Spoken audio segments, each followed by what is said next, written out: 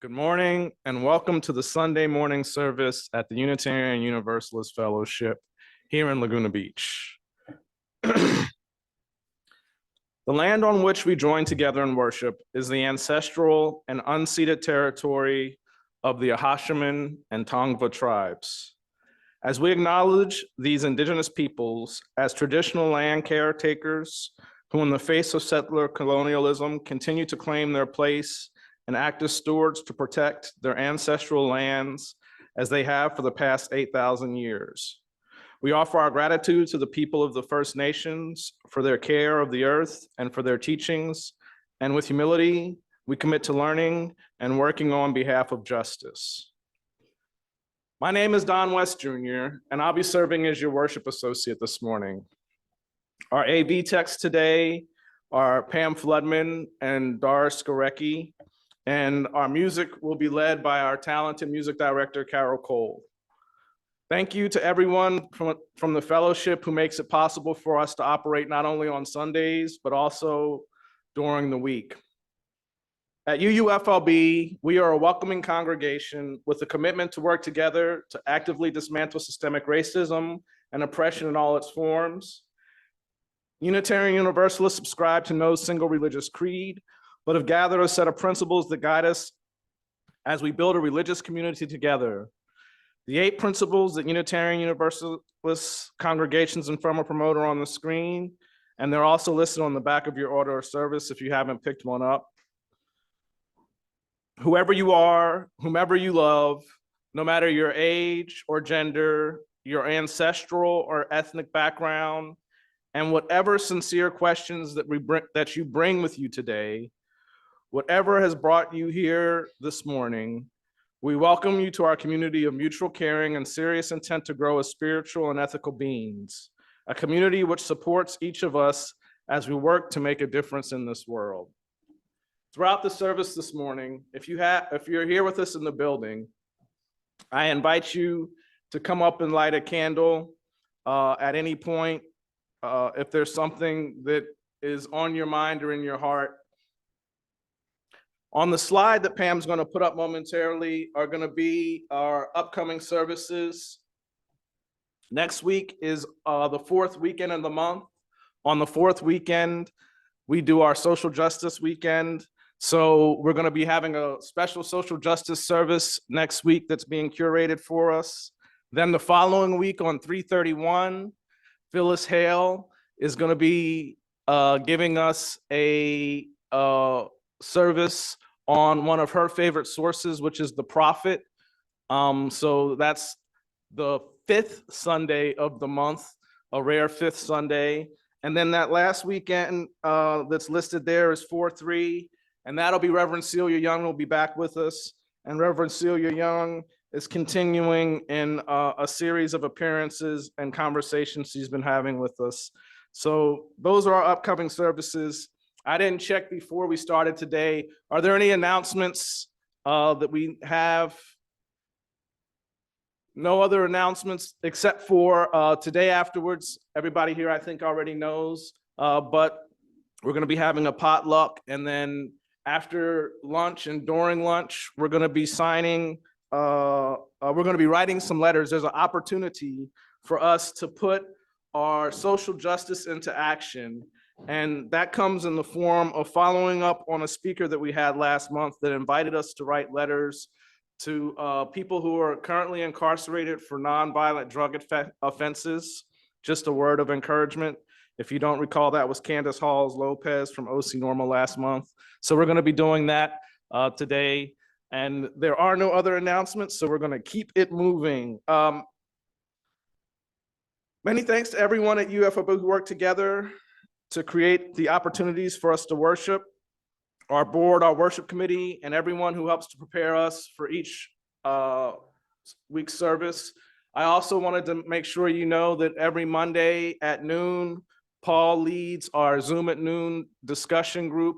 And really what that is it's a communal check-in opportunity. It's a time outside of this space for us to stay in touch with one another, to keep on top of everyone's comings and goings, the things that are meaningful in the journey. And it's a great way to get to know everybody outside of the space on Mondays at noon for those who can make it. We also know there are always more opportunities to work together and more to be done. So if you're looking for a way to be more involved, please reach out to one of the board members and we'll be sure to empower you to do just that. Our gathering music video this morning was Feeling Good by Nina Simone. And I selected that video. Right now, you guys are caught up when I get to select the videos on a partial sharing of my morning playlist because it's easy and I've been listening to them for years.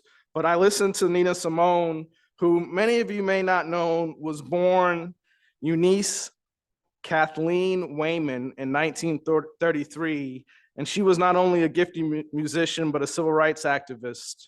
Her music often reflected her deep involvement in the struggle for racial equality and justice.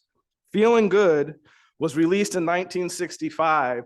So if you think about the history of the country and where the country was in 1965, and that she redirected her energy and her experience as a woman in America at that time into this song that is the first song. Pam asked me what's the first song that plays on my playlist. It's actually a remix of this song that plays on my playlist.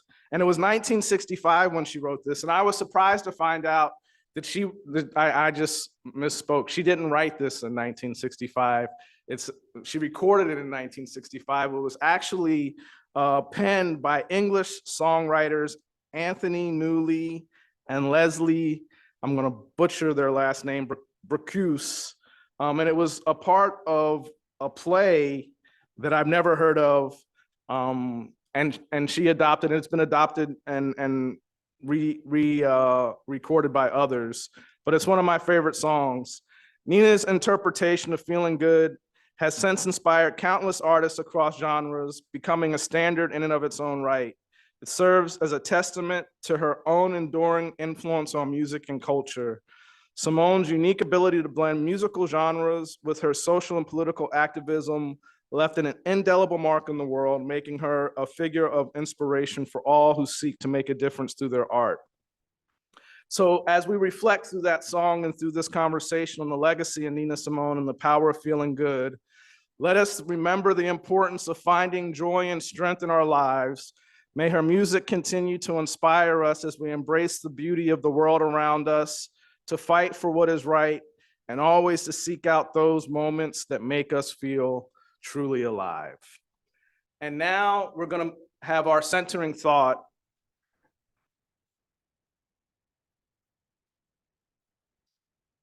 And if I haven't said it already, which I don't think I have, happy St. Patrick's Day.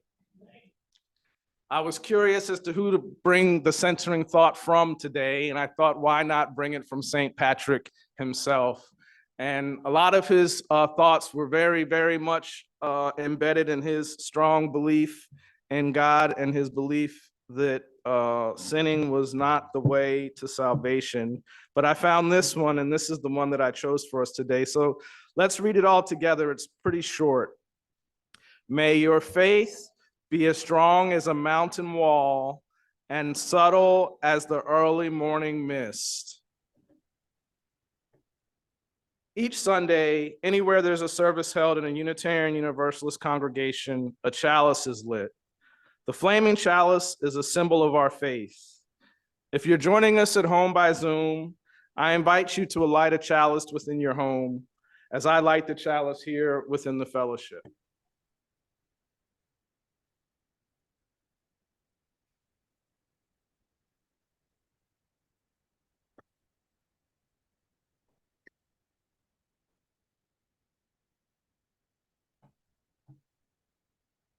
Often in the past, worship associates have dedicated the lighting of the chalice to someone or to something. So today I'd like to continue that and honor that tradition. So I offer the hope and resilience of this light to the people of Palestine and Israel, to the people of the Ukraine and the people of Russia, to all of the people of the world who are facing division, strife, war, To the people and to the places, I dedicate this light of hope and resilience. Today is St. Patrick's Day, and I've already said happy St. Patrick's Day. And I want to share with you a little bit of the history and significance of St. Patrick's Day, a celebration that goes beyond the parades and green attire to touch on themes of identity, spirituality, and community, themes that resonate with our Unitarian Universalist values. St. Patrick's Day commemorates the life and legacy of St. Patrick, the patron saint of Ireland, who lived in the 5th century. He was born in Roman Britain, and at the age of 16, Patrick was kidnapped and he was taken to Ireland as a slave. He later escaped, but he went back to Ireland, where he played a crucial role in converting the Irish to Christianity. March 17th is actually the day of his passing, and it's been observed as a religious and cultural holiday for over 1,000 years. The story of St. Patrick, including the legends that surround his life, such as using the shamrock to explain the concept of the Trinity, reflects themes of resilience, transformation, and the power of faith and conviction. These are values that we as a community that embraces diverse beliefs and backgrounds can appreciate and learn from. As we know, St. Patrick's Day is celebrated by millions of people around the world, not just in Ireland. So it serves as a testament to the diaspora and the spread of Irish culture and heritage.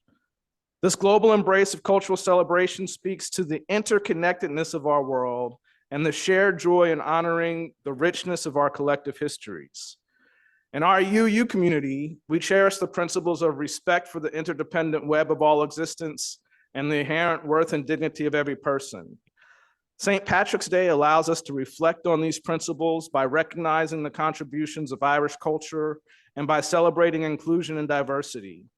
It's a day that reminds us of the strength we found in community and the importance of cultural heritage and understanding who we are and how we connect to one another.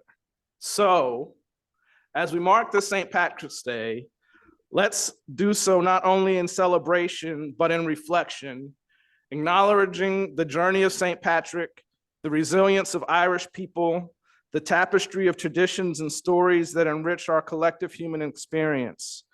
May we continue to build bridges of understanding and respect, celebrating our diverse backgrounds while recognizing the values that unite us.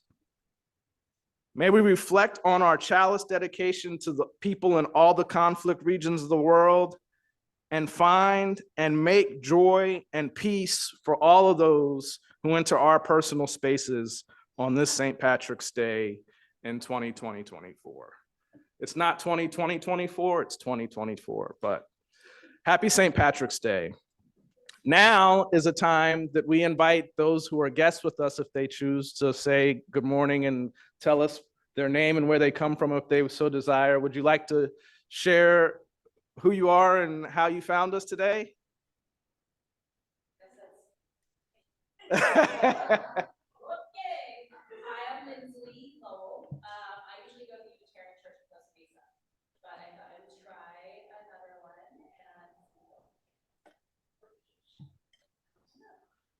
Well, welcome. For those on Zoom who didn't hear that, we have Lindsay. She's from Newport Beach. She usually goes to the Unitarian Church in Costa Mesa.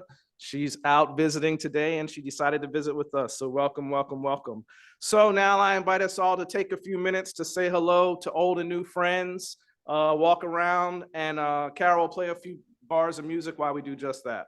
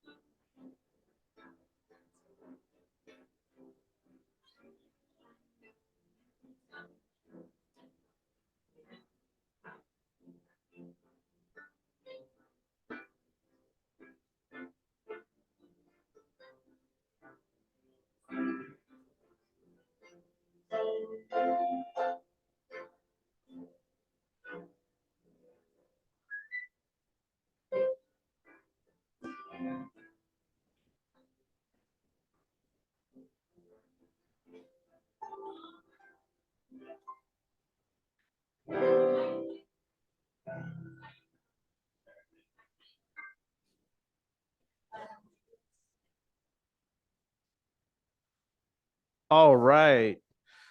Last week, we took some time out and we said happy birthday to Colt and Brian and Dara. And we had someone who was absent last week, and it just happens to turn out that on this very 17th of March, our very own Mike was born a mere little tiny 70 years ago. And today is his birthday. So, Carol, take it away. Birthday to you. Happy birthday to you. Happy birthday, dear Mike. Happy birthday to you. And many more. And many more. I can't believe I did that. All right. Let us take a moment to remind ourselves why we gather together. The words of our unison affirmation are going to appear on the screen. If and when it feels right for you, I invite you to join me in reading.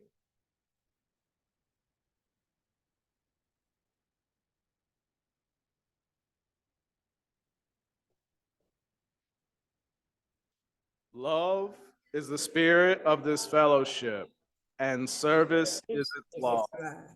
This is our great covenant, to dwell together in peace, to seek the truth in love, and to help one another.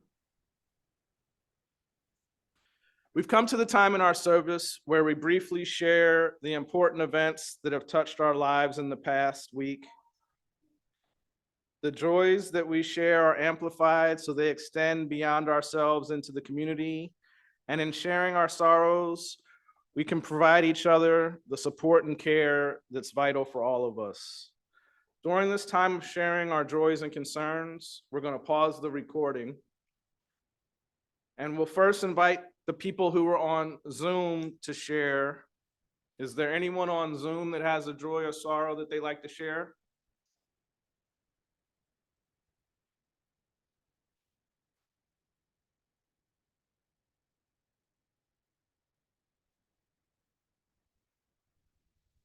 I had a wonderful day yesterday.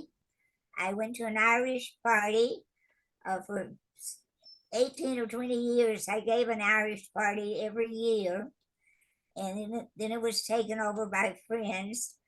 I went yesterday, and a song was, a singer that was there had written a song about me and the parties and everything that took place, and was taking place now with the people who have it now. So I had an absolutely wonderful day.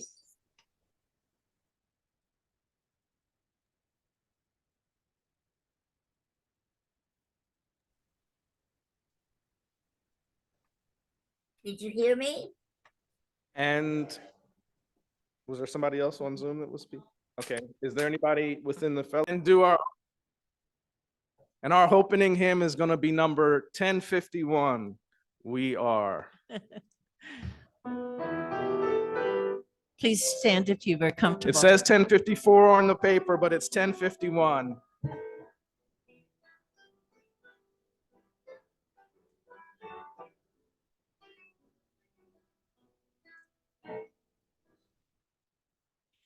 For each child that's born, a morning star rises and sings to the universe who we are.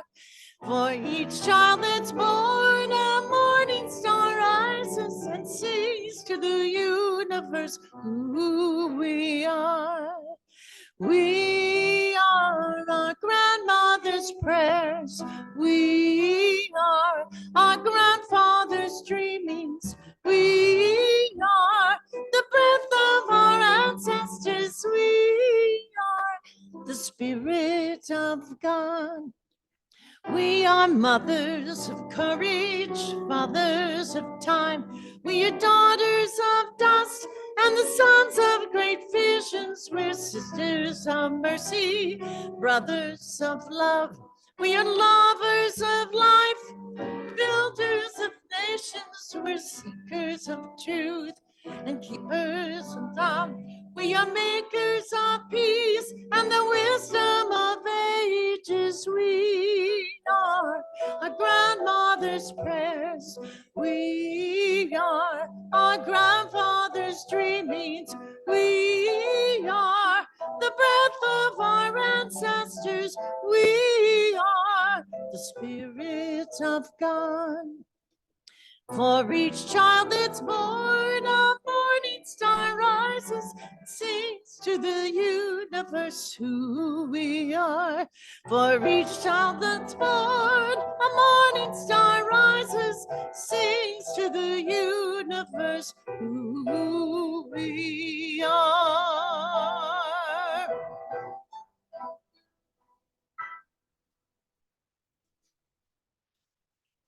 Beautiful, beautiful. Please be seated. And as we return to our regularly scheduled program,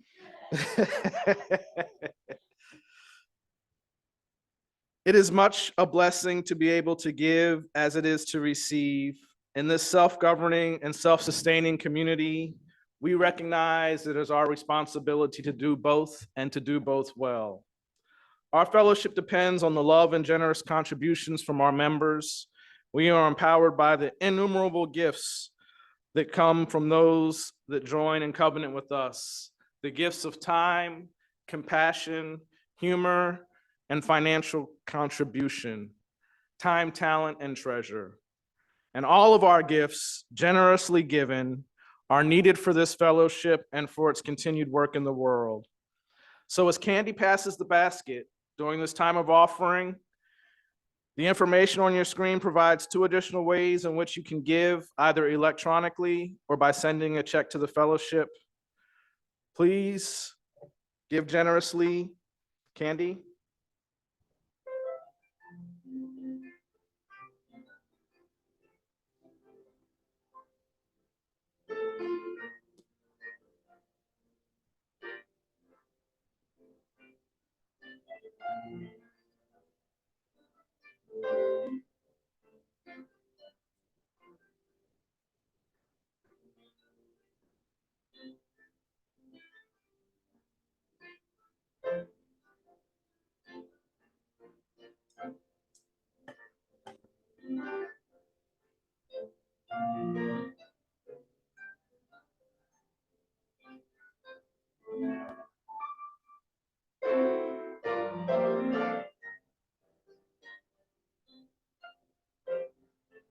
Now please rise as you're able and join in singing our song of sincere gratitude. From you I receive, to you I give, together we share, and from this we live.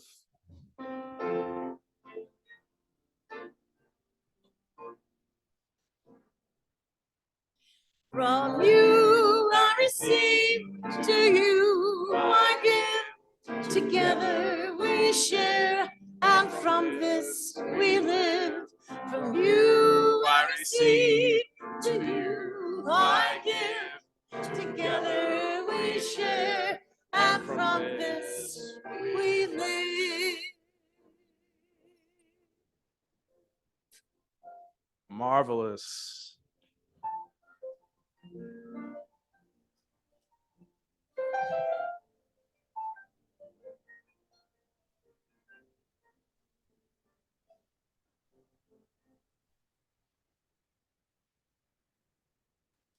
So I'll share a little color and background for our guests.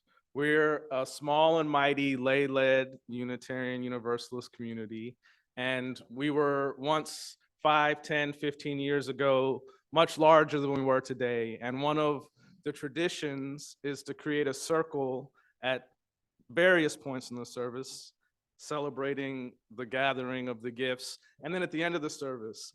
And as you can see, because of your presence today, we were able to close the circle. So it was a very, very meaningful and special moment.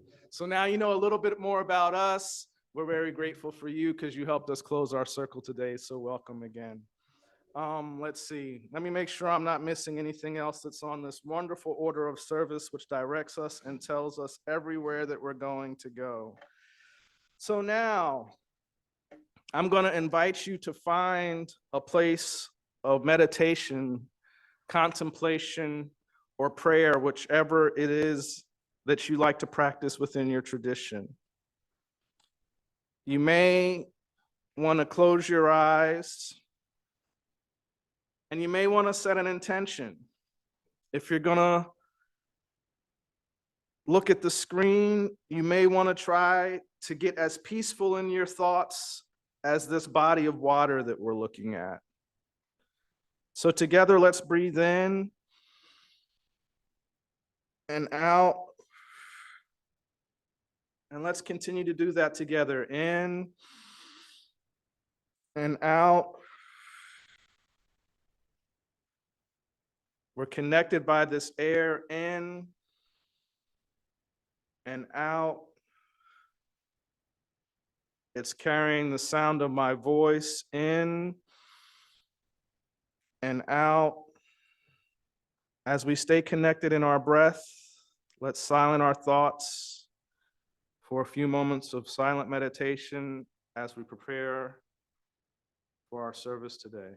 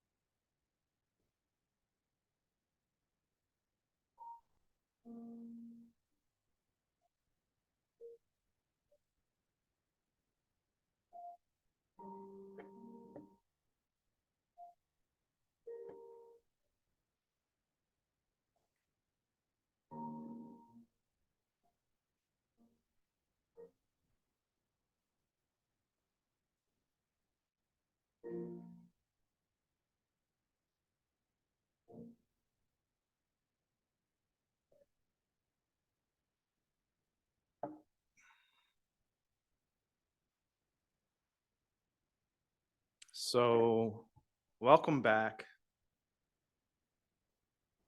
You're coming into the tail end of what essentially has been almost maybe longer than a year-long journey.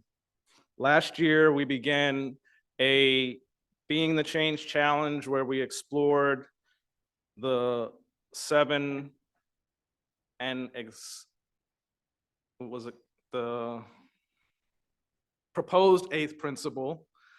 And then we did another couple of services examining the 8th principle in Article 2. And so I was like, how do we finish this series of the Be the Change Challenge? So walking it how you talk it is how we're going to close this out. And so walking it how you talk it, embracing the 6 sources of Unitarian Universalism. So Article 2, as it currently exists, it holds our principles and our sources. And just a little bit of history, so we know how it all came together. Remember that in 1961, there was the merger. And at the time of the merger in 1961, they wanted to create a single document that outlined the core beliefs that existed at the time.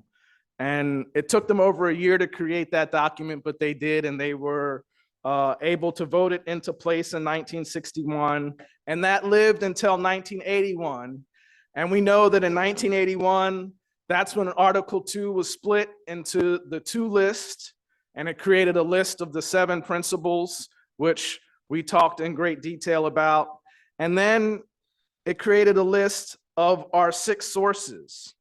And our 6 sources are what would essentially be the foundations of what we believe, affirm, and promote as Unitarian Universalists. Our principles are our aspirations, and our 6 sources are our foundations. And so there's a special St. Patrick's Day gift to anybody who can name the 6 sources quick, fast. Anybody? Anybody? Anybody? Anybody? No takers? No takers? I wasn't sure what the 6 sources are, but I've heard them referenced. And since nobody could answer it, there will be a quiz after the next couple of minutes here. So get your pens and papers ready because this is being graded.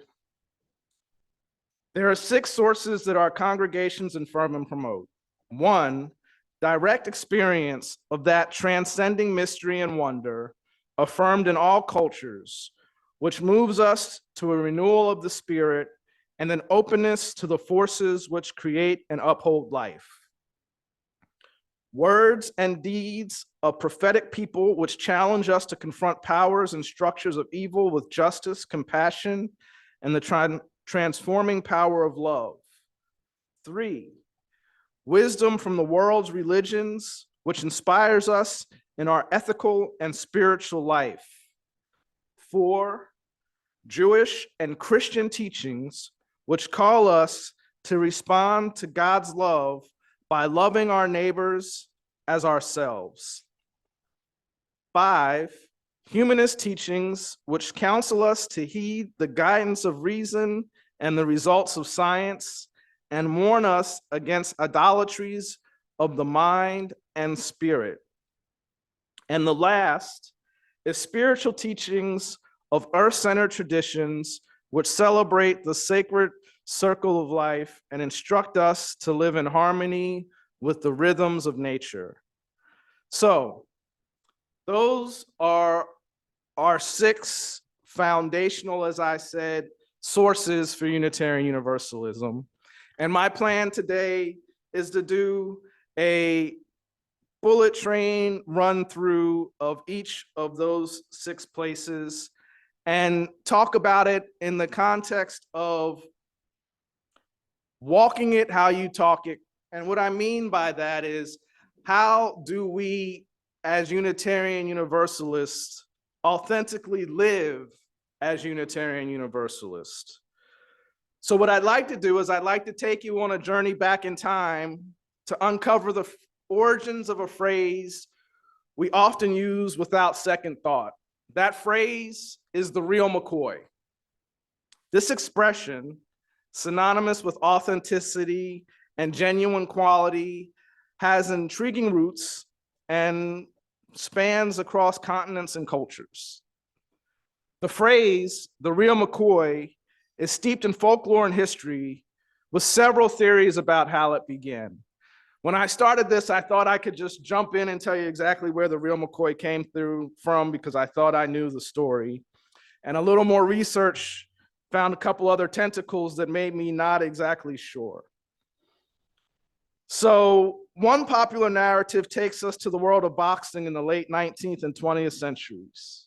Kid McCoy, a renowned American boxer, was known for his formidable skill in the ring. Legend has it that after a spectator questioned the authenticity of a knockout punch, McCoy delivered another, leading observers to conclude that he was indeed the real McCoy, the genuine article, unmatched in prowess. Now there's another theory that transports us to the engineering feats of Elijah McCoy. Elijah McCoy was an African-American inventor of the 19th century. With numerous patents to his name, McCoy's inventions in steam engine lubrication systems were so superior that they prompted buyers to specifically request products bearing his design, insisting on the real McCoy to avoid inferior imitations.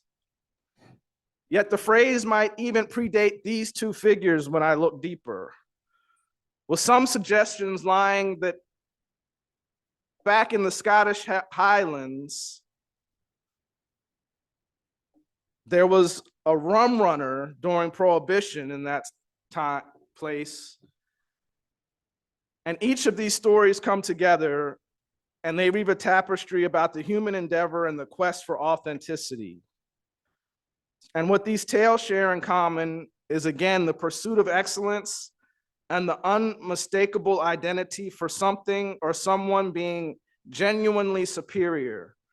The real McCoy embodies more than just authenticity. It represents a standard of quality that stands the test of time. So I think it was 2018 when I first walked in those doors on a whim. And in the course of the past 5 or 6 years, people have asked me questions like, what is a Unitarian Universalist? And what do Unitarian Universalists believe? So what we tried to do and what we sought to do over the past year in the Be the Change Challenge was to take each of the principles one at a time and to seek to embody them in a way. And so what I'm talking to you today about and what I'm challenging you today is, when someone sees you, and let's give an example. Let's say they see you and they are the witness to you having an encounter with a person that reminds you of your ex, or they are the witness to you encountering a person that is of an extreme, different political opinion of you, right? They're a fly on the wall, and they witness a person that is what we'll just call in natural opposition to your point of view. Someone that naturally gets under your skin as you understand it. When that witness, as the fly on the wall, observes you, and they ask the question, did you walk it how you talk it? What is it that they're gonna observe? And then, bringing us back to our foundation, in those moments when we have a time where we actually are the observer of our own behavior and we look back on a situation and we say, we didn't live up to the mark. That wasn't kind. The new Article 2 is centered in love.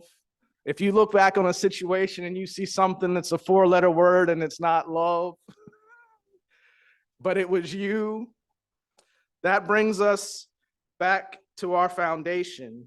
And the challenge is for us to get into these places. And I think the first of our sources, for me, is the most important of our sources, because our first source is not rooted in having to read something. It's not rooted in having to believe something. It's not rooted in having to do anything external to yourself. It's actually direct experience of transcending mystery and wonder. So for me, I wrote a couple of notes and I said, for me, there's a couple things, all of them bring me to the now. Because it's when we come into the now, into the present moment, that's the only thing that's real, right? This very moment here now is the only thing that's real. I'm thinking about the corned beef and cabbage that I'm gonna eat later. I'm thinking about the lovely Italianish smells that are filling the room right now and distracting me and wanting me to hurry through my words because there's food ready now. But it's just this moment now as I'm engaging with you that's real. So for me, one of my favorite things that brings me to the now is nature, right? You can start to think of the things that bring you to the present moment, that help you stay rooted in the present moment. For me, one of them is nature. And as most of you know, I love to create. Photography is one of my interactions with nature. So I love to freeze a moment in myself and through the camera. And I love that. And I've been able to create some really amazing moments just in that moment of now. And then another thing that really works for me is meditation. Meditation, yoga, cooking, cleaning. These are all things that are foundational. And it's also in some of these things that I can reflect in that moment where I say that wasn't right. I'm trying to focus on my breath, and I see a picture of myself doing or saying something that I thought was very witty or very smart at the time. And it's in that moment of reflection with myself that I'm able to self-correct. And then for me, the challenge is holding on to that correction for the next time I'm able to put that same experience to a practical application. Words of our prophetic people. That's something that is cultivated by each of us. I often share with you the words of James Baldwin. He's a source that I like to look towards, because I feel that he was very transformative in his power of love and in the way that he confronted evil and promoted justice. We talked about, we didn't talk about this. We talked about number 4, but number 3, wisdom from the world's religions. We've had, over the course of just my time here at the UUFLB, we've had speakers come in. Do you guys remember the gentleman that had us actually get up and physically face east and face west and face north? And there was this kinetic element. And some people articulated that they weren't into that exact experience. But for me, I found, for me, it brought me into a moment of the now, and it made me more mindful of what was different when I was facing east and when I was facing west, when I was facing north, and when I was facing south, right? And there was a different moment for me in each of those moments. And that's right there in our sources, that we're going to find wisdom from the world's religions. The 4th is the Jewish and Christian teachings. And we were able, in our centering thought, to pull out wisdom from St. Patrick. We often cite the great teacher Jesus. We have very different connections. And for those who don't know, our historical beginnings and our historical framework is one that is a liberal Christian religion. And I wanted to go back and just talk about our where I brought up James Baldwin. I didn't bring him up because he's a Unitarian Universalist. He's one of the sources that I refer to. But in the world of Unitarian Universalists, if you think about Unitarian Universalist history, there are very thick tomes of history relating to the forefathers and forewomen of Unitarian Universalism. And why I say that is because in the realm of the people who are our prophetic people, many of them are forgotten to time and forgotten to later generations. And there are all these books. Many of them are on reading lists if you are in the path to becoming a minister. And in all of these books, they talk about the prophetic people from within the tradition of Unitarian Universalism and where they go. Our 5th source is humanist teachings, right? Reason and science. And so for each of us, we're able to make our best judgments. And in this space, we're able to create a discourse where we share. We've had various people come through with various opinions. And one of the things that I think about, and I'd like to challenge us to be more mindful towards, and this is about where do we go in the future as this particular community. And one of the things that this community has an opportunity to do, and I don't know how it looks, but from a political viewpoint, we're very homogeneous in our presentation. And I don't know what that says or what that means, that if we say, what do you think of this? Everybody says, I like that. But that creates some sort of opportunity. And one of the other things that we've been doing over the past year are looking for opportunities for us to change and to grow and to develop.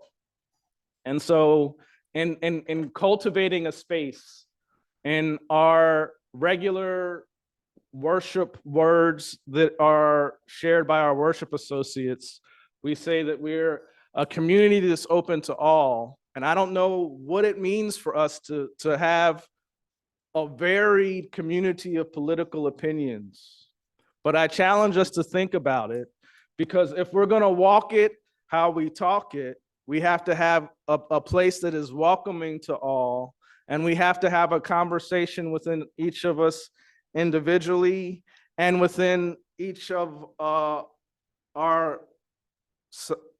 with each of ourselves as a group about how can we change that one particular point. And so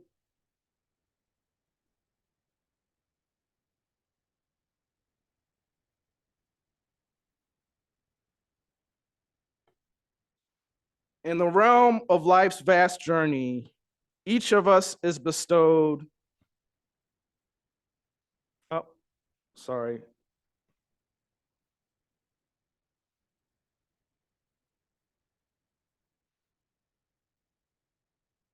So what I'm going to encourage you to do is go into these 6 sources. My favorite source is number 1, and being in the now. But I encourage you, as you go through your day, know that there are different individuals, whether it be someone within your family, someone that you have no idea who they are, someone that's within your workspace, that are like a fly on the wall, and they might not have any malice, they may not have any actual judgment associated with it, but they're asking the question, what is a UU? And they're looking at you. And it's through what we do and through how we do it that they'll be able to define their answer.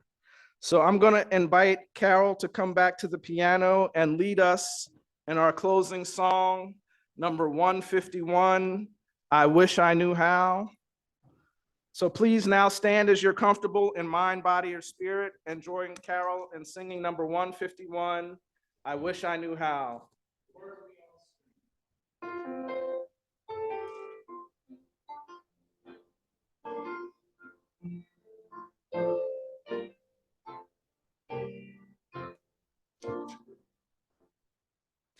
I wish I knew how it would feel to be free.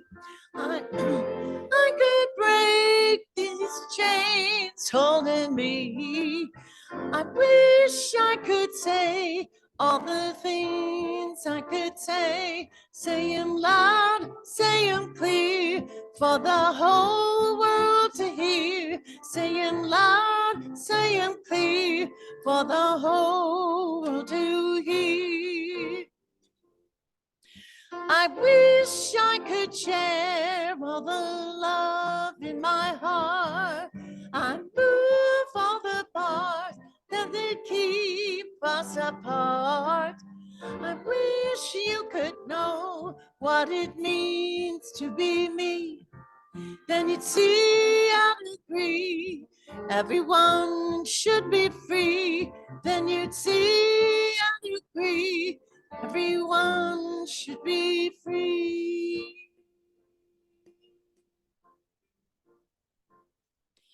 I wish I could give all I'm longing to give. I wish I could live like I'm given to live. I wish I could do all the things I can do.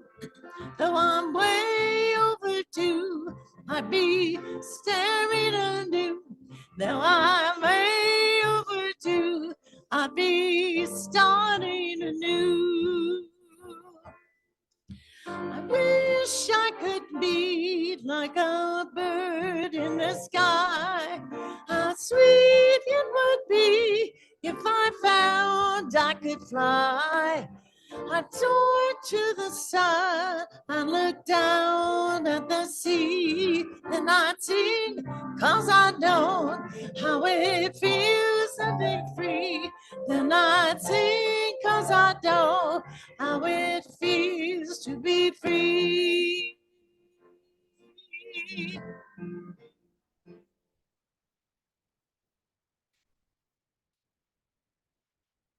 Now it's time for us to extinguish the chalice at the UFLB and within our homes. So if you lit one at home, please extinguish yours at home while I extinguish the one here in the sanctuary.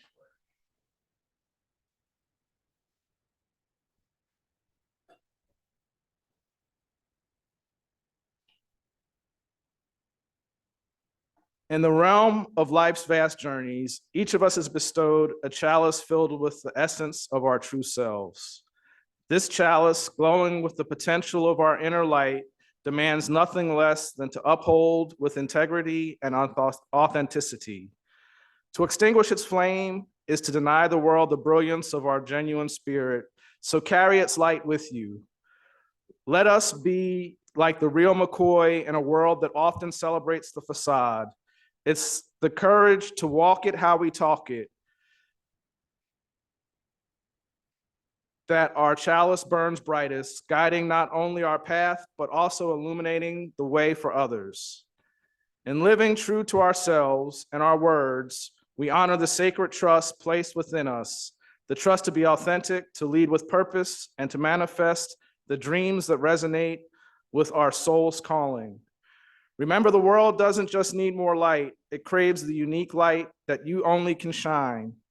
Let your actions reflect your deepest truths. Let your words be the echo of your actions, and let your chalice burn so brightly that it cannot be extinguished. In doing so, you become a beacon of authenticity, a testament of the power of living as your one true self. Embrace your chalice, fuel its flame with actions that align with your words, and embark on a journey that is authentically yours.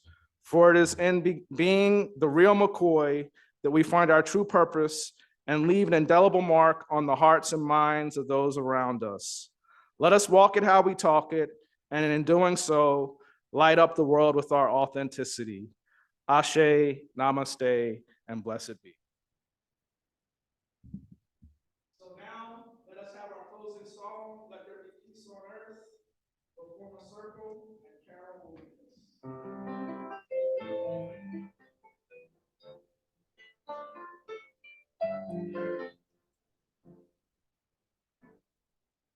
Let there be peace on earth. Let begin with me. Let there be peace on earth, the peace that was meant to be. With earth as our mother, we are family. Let us walk with each other in perfect harmony. Let peace begin with me. Let this be the moment now. With every step I take, let this be my song of vow.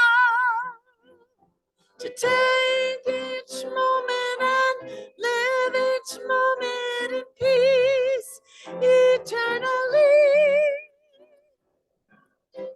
Let there be peace on earth, and let it begin with me.